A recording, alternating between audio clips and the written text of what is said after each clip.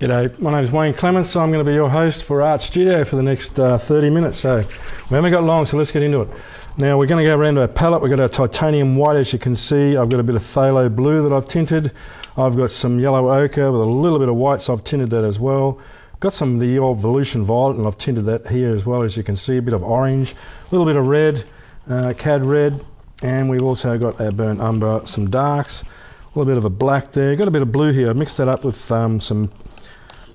What did I mix it up with? Ultramarine, a little bit of phthalo, and a little bit of black in there as well. So we've also got this, which is our dioxin purple, beautiful colour, and a little bit of cad yellow, which I've tinted as well. So there's a little bit of white in there. Now once again, we've already covered our palette, our canvas, with a bit of white, as you can see, just to get that colour to blend. We're going to slip straight into it here. So we're going to pick up a little bit of this. Very gently, just blend it in across the sky, coming down to the horizon line. I'm not going to tell you what this one is, you're going to work it out as we go. Just blend those colours in there, get them down to the horizon line, round about there somewhere. Don't forget, when you're painting at your horizon line, always try and keep it away from the halfway line. So basically, if you do, what's going to happen is it's going to tend to want to split your painting in half, so when you're looking at it, you don't know which way to look, top or bottom. So it's a great idea just to keep it either above or below. I mean, you can have it right up here if you want, doesn't matter. Okay, we'll get a bit of this phthalo blue into this painting.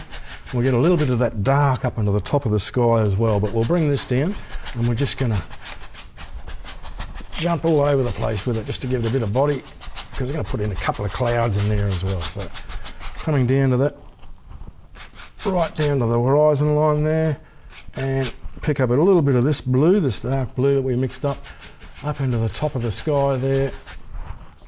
It's going to bring your eye into the centre of the painting, so it tends to bring your eye down. There we go.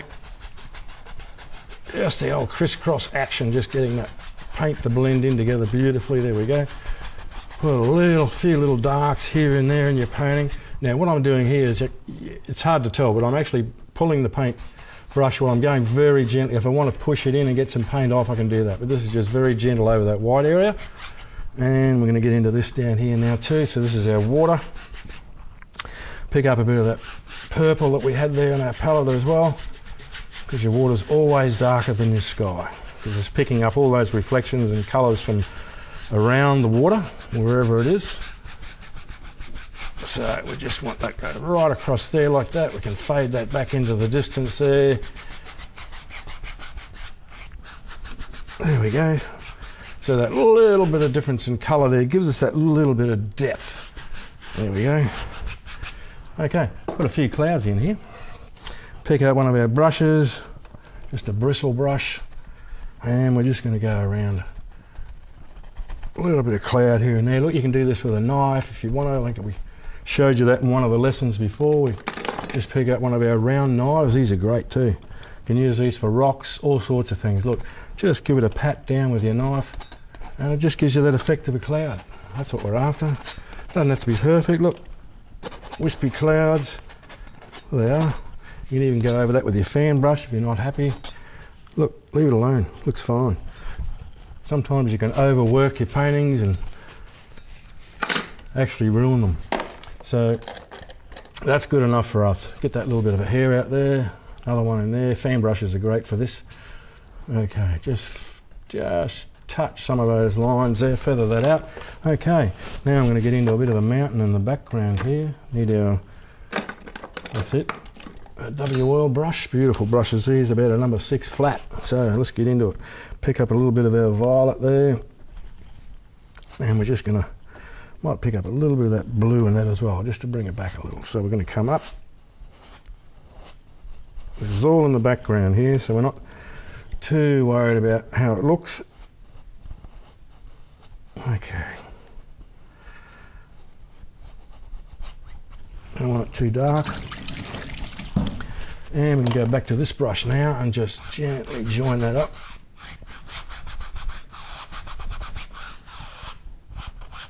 You can even fade that out with a big brush to make it look like it's back in the distance.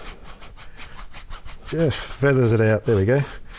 So now that end of that island or whatever it is, peninsula, whatever you want to make it, is just disappearing off into the back into the distance there. We get a little bit of white happening here on our knife, and we're just going to put a little bit of body back in the distance there, just a little bit of colour, reflection from the sky.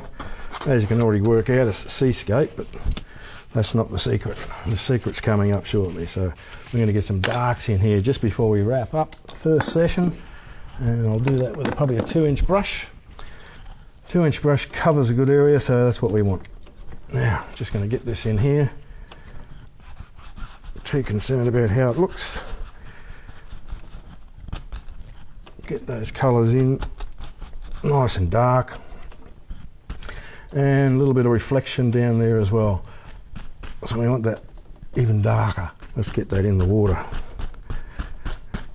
Nice reflections there. Don't forget, don't get that too thick. If you do, you're in all sorts of trouble. In fact, I might just bring that back with that brush. There you go. We didn't even use our big brush to do that. I was going to use our fan, but there you go. We've done it. All we need now is a little bit of colour on that dark, just to give us a bit of something happening. So make it look like a bit of a building or something back there in the distance behind our feature that we're going to have in the painting. And we're just coming up to our first break here, so we've got a fair way in this painting. So I know you don't know what's coming, but there's a bit of work to do yet. There we go. Just get a bit of colour back in there. The colours in the painting that we're going to be using, doesn't really matter that much. Get something happening. Also get a bit of this happening as well. Just about to take a break. Put in a couple of these. Probably worked out what we're doing right now, but it's all coming together. First session's over. Come back and join us for the rest of the show. We'll see you soon.